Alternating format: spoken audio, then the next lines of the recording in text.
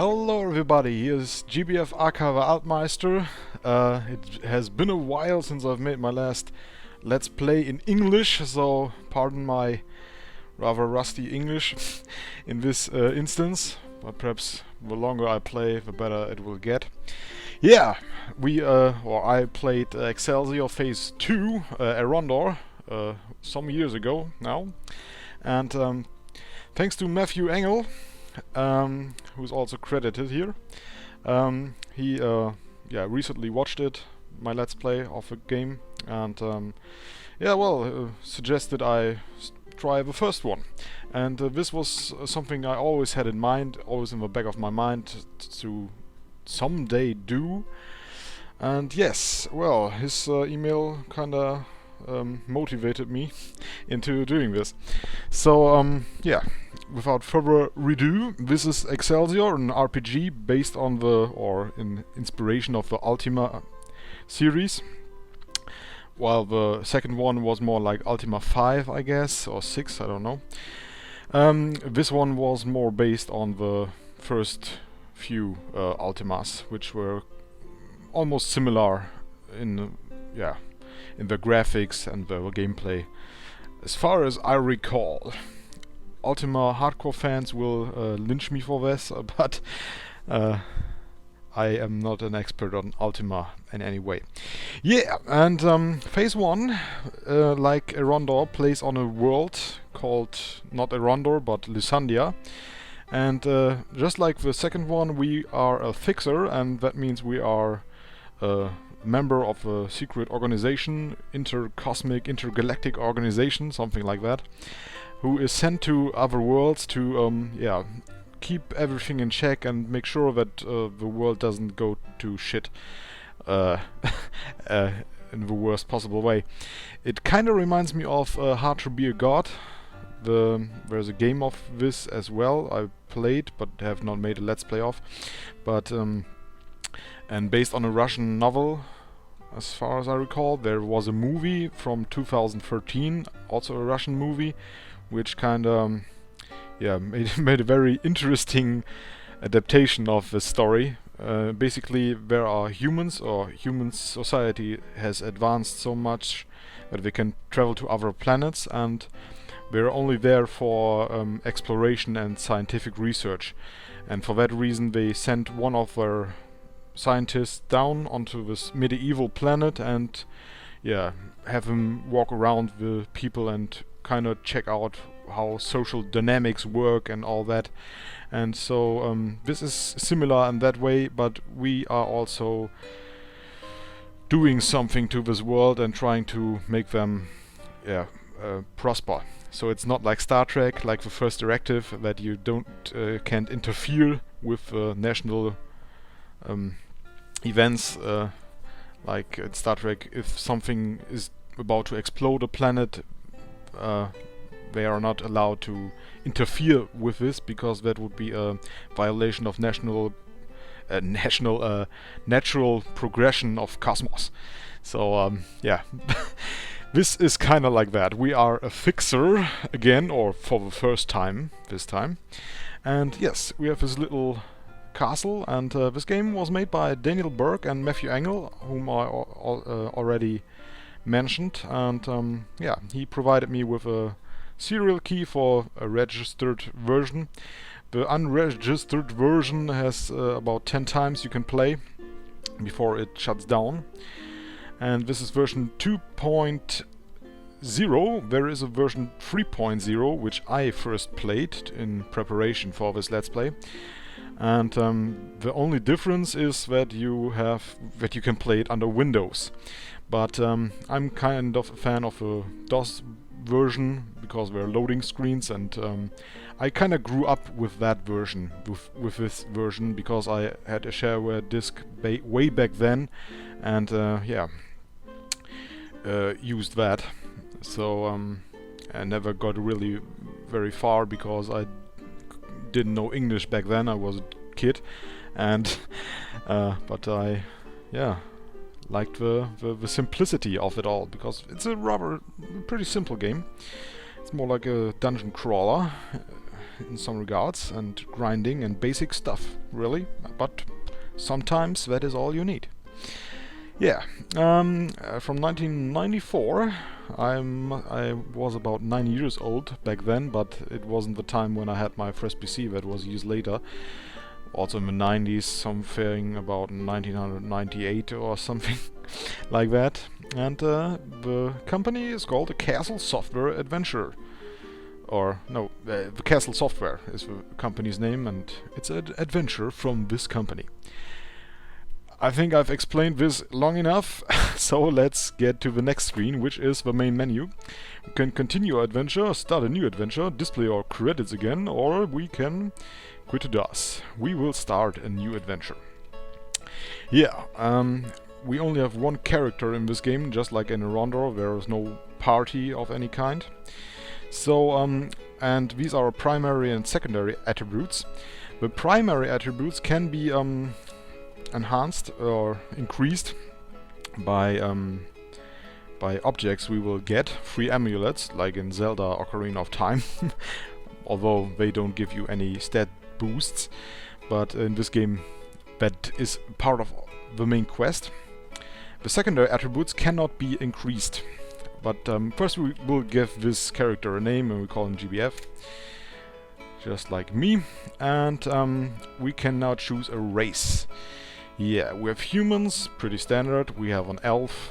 Well, they're actually smaller beings than humans. They're not the Tolkien elves or elves, like really big and tall and perfect in almost every way. They are smaller elves. At least that is what the stats tell me. Which is important. The race is important regarding your primary and secondary attributes, what you start out with, but also they have different sizes. Humans are normal sized. Okay, I can look this up. 1 minute. I have some letters here for my personal information. And yeah, humans are middle sized. Elves are small sized, so they are not the same size as humans even. Dwarves are middle-sized, make of that what you will. Pretty big dwarves, as big as humans. Then you have gnomes, which are small, halflings, which are, again, middle-sized. I always thought halflings were even smaller than dwarves and elves, but apparently not. Imps, yeah, they are small, as expected. Trolls are large. Half-orcs are large too. Half-elves are middle-sized. Half-gnomes too. Okay, if gnomes are small-sized, half-gnomes are middle-sized, which makes sense. If we mated with humans, it makes sense. Giants are large. And golems are large too. And glins, honestly I have no idea what they are in the context of fantasy. Maybe this is something they made up. A kind of special mysterious race incorporated in Lysandia. I don't recall that it was in Excelsior. There were no races in Excelsior after all, were there? I could not remember. It was all just humans. Okay. But, yeah, the basic gist about the sizes is that the bigger they are, the more hit points they gain per level. And, yeah, especially in the beginning, but also in the later game, this is pretty important. So you kinda want a large race for the most hit points. And, yeah, the other starting points are pretty evened out. Except for, yeah, strength, dexterity, intelligence. These don't matter that much, but because we will have like 40 points to distribute among these stats. This does not, to a lower degree, this does also matter for the secondary attributes. But I kind of wanted to go with a troll, because I like trolls. Very nice. But they have one problem which makes it kind of not impossible, but kind of hard to play with them, is because we have the lowest charm. of all. There is no other character except for golems which have a charm of 3. I can use my can I use my mouse? No, I can't. Okay, maybe I should activate this. They have golems have a charm of 3 and trolls have of 2, and we do need at least like 4 charming points to get to because charm is pretty important. Piety is only important for, I'm doing this backwards. Piety is only important for like if you want to play a paladin or a cleric, which we don't want. Charm is important for trading, and in this game you can actually buy stuff from someone with a high enough charm value, buy something and sell it right back for a bigger price. And that is kind of what we want to get the monies. Luck is yeah, because otherwise getting money in this game is otherwise pretty not hard, but it takes some time, and you do want some money for the better equipment. Luck is not quite sure what it does. It affects overall anything, I guess hitting or getting hit, respectively, for example, or finding loot. So the intelligence is important for your magic points. Dexterity is important for getting hit or getting not hit, so kind of corresponds with luck there. And strength is important for damage, I hope, yes. But also, and most important, for hit points, and we do want most hit points. So, what kind of race will we get now? Humans are middle-sized, elves are small-sized, so we are kind of limited to the large ones, and a troll has such a low charm, and we can't increase this except for a potion which does give us a bonus, a great potion about +3 charm points, which might not be enough. What else does troll have? Piety and luck are pretty much the same, and they don't have that much dexterity. And overall, nothing else. It doesn't really matter what race you have. There is no quest, and in relation to the race you have. Nobody ever tells you you're an imp, hey, you're a human, I don't like you, or anything like that. It doesn't really matter. It only affects your status, stats. And yeah, so there's no really reason other than, yeah, I like to play a troll just because. I will go with, like the last time, because I'm kind of experienced with this, with a giant. Giants have pretty good stats. They have a charm of 4, which is just 1 lower than the highest, or the standard value. So we can work with that. The highest charm, actually, halflings and glims, for whatever reason. Perhaps they are famous for whatever reason in this world, in Lysandia. But halflings do get 6 of charm. So we'll take giant, and this also changed our primary attributes. Strength is increased by 3, dexterity is reduced by 3, but intelligence remains the same, which is kind of interesting, because normally you think giants are pretty stupid, but no, the idiots are the trolls, apparently. Oh, what I forgot to mention is that golems and glims and imps can also be sexless. But not the giants or the other races. They all have a defined, or you can choose male or female.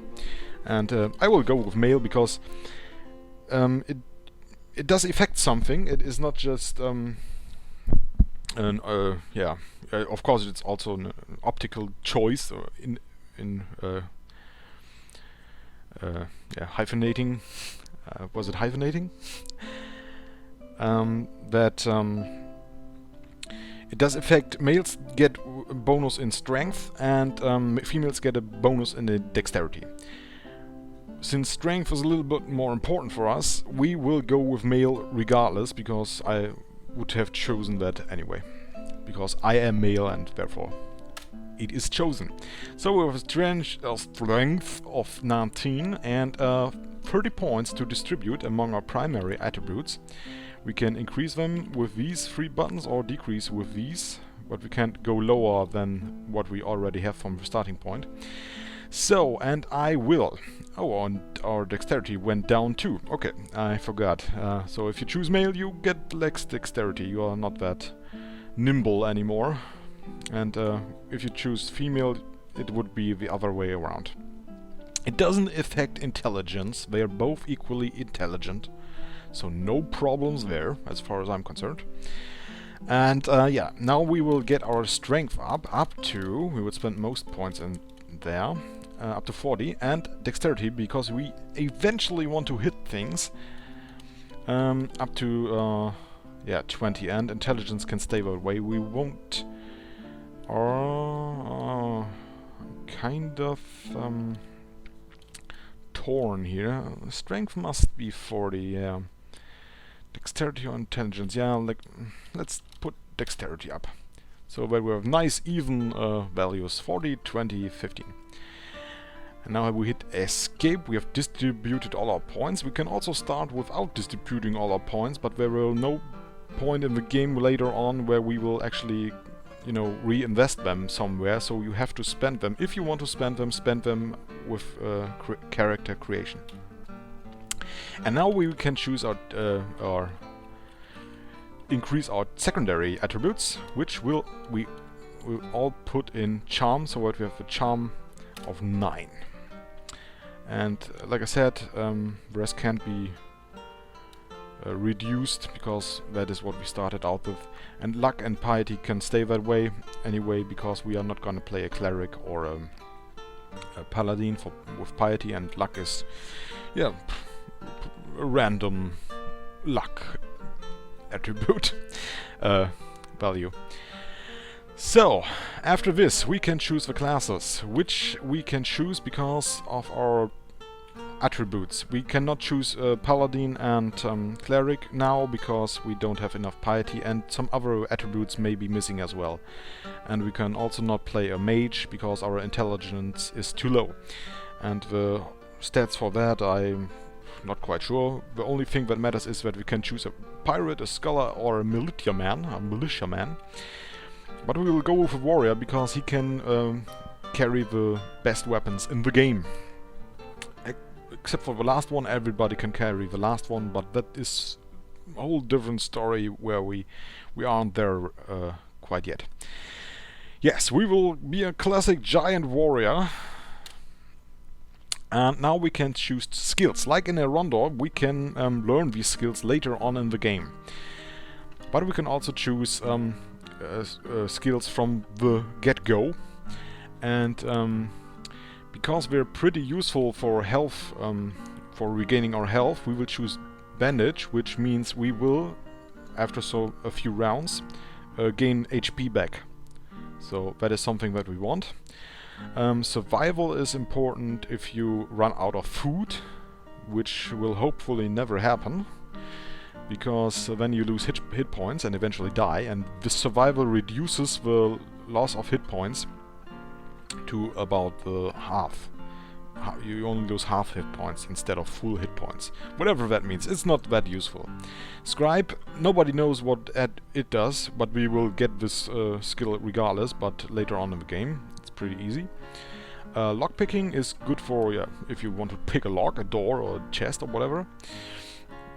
Wait, were chests in this game which were locked? I think so.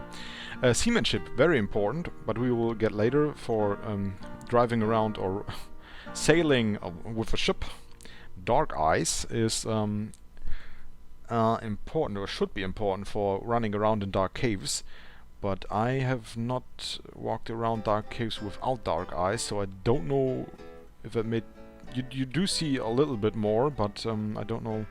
But you don't see the whole map, which will happen rather soon, that we will get an item which will allow us to see the whole map, so that dark eyes becomes kinda like obsolete.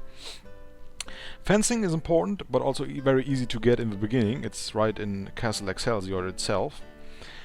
And yeah, marksmanship is like fencing is for swords only, so we will primarily use swords to get this bonus for fencing, with fighting with a fencing weapon. And marksmanship is the same for like bows and crossbows. Yes, because we will be a close encounter guy, we will not need marksmanship, but we will get it regardless. Swimming is good for, yeah, you know, traversing little ponds, because after like 5 rounds you start to drown, and that means losing hit points and eventually die. You drown. So we will need it at some points, a few points in the game. Music, like in Errondor, should enables us to play a lute. There's also a sleeping lute, like in Errondor, but it doesn't do anything. So it's one of those skills which are kind of useless, just like scribe.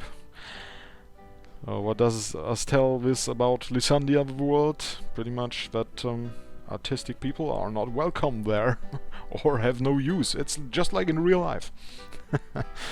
Yeah, kind of harsh. And also a joke. Fist fighting is yeah, well, important for fighting with your fists. If you do want to do that, if you don't want to take your weapons, which do more damage, and if you want to fight like Street Fighter, you can choose fist fighting. But the other skill we need, and which will also help regain our HP a little faster, is magic.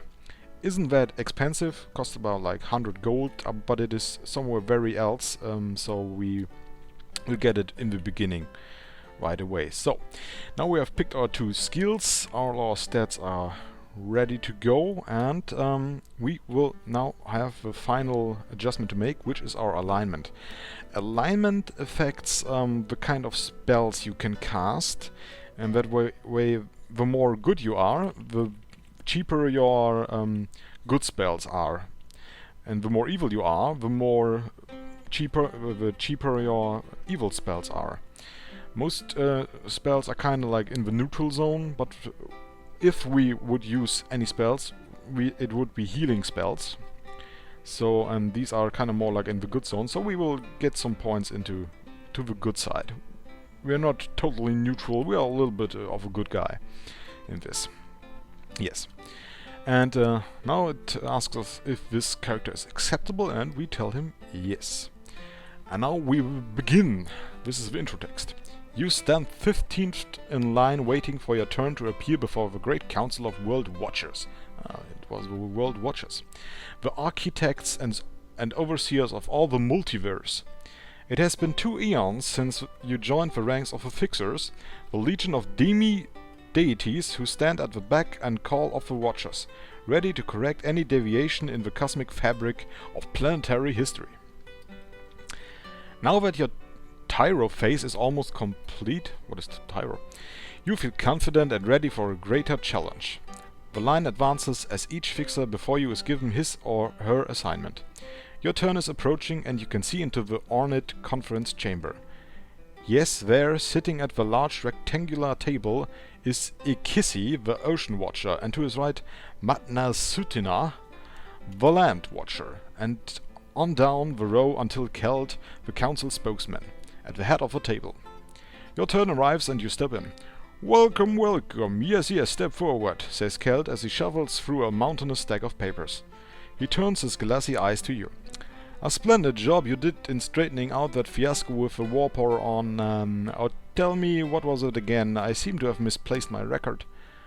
"Plane 132, Universe 8, System Coalfield. The eighth planet out," you respond. "Indeed, you are rather proud of your previous assignment's success." "Ah yes, of course. Scribe, write that down. Now let me see what I have here." More papers shuffling occurs as little men scurry about trying to keep the place tidy and trim. Here we are. With a flourish, he produces a parchment from deep within the stack. "Take note, Fixer, your next assignment, Plane 52, Universe 13, Subclass A, coordinates," this is like Star Trek, 154.21 by 504 46.4 by 1321.43 by 72.2. Okay. It is a place that is called... He moves his finger down the page as he skims the many paragraphs. Lysandia. Or Lysandia. I don't know if I'm pronouncing this right or wrong. For me it's Lysandia. Lysandia, now there's a name I've not heard for a long time. It must have been 64 eons since I was a council fixer like yourself, and was assigned to... He pauses and rolls his eyes back in remembrance. But enough of that, he says, snapping back to reality. Your assignment is to rid the planet of a mounting chaos, which, if not stopped at its infancy, might very well grow into a greater chaos, which would undoubtedly... If I may, speaker, smoothly cuts in Ikisi, I may be able to provide the details you are obviously without. Then turning to you. Until recently, the land of Lysandia was prospering nicely and according to plan. However, at this moment, great evil lurks within the ocean in the form of monsters once unknown. Matna Sutina has told me the same is true with the land. Matna Sutina nods his head slowly. The populace is losing their will to advance and progress is stagnant. Whatever is causing this disruption must be banished. Ikisi speaks the truth, says Kelt, putting up the transparent guise of being organized. And we would certainly have more detailed information for you to work with if we weren't preoccupied with warring universes and other such larger problems. He raises his eyebrows and pulls at his beard. So they must be humans then, I guess. Kinda look alike. You will be sent to Lysandia in the form of a commoner, giant, since as usual civilians tend to resent the presence of demi-deity fixers. They cannot abide by the notion that hyper beings are tampering with their history. Who can? It tends to stunt their progress. I see you have already made your selection for which guys you would like to take. Excellent. To Lysandia you will go. Do your job well, fixer. The time of promotion for you is nearing, huh? Yeah, no. I've been to Errondor already. and you may consider this a test of your readiness, if you will. Off to Lysandia. In a whirl of ectoplasm, you vanish from the heavenly chambers and arrive. Loading. And this is the main screen of the game, which will accompany us for the rest of the game. Well, let me save this game at this point and get back when we will make our first steps in the world of Lysandia. Yeah, this was GBF Waldmeister signing off.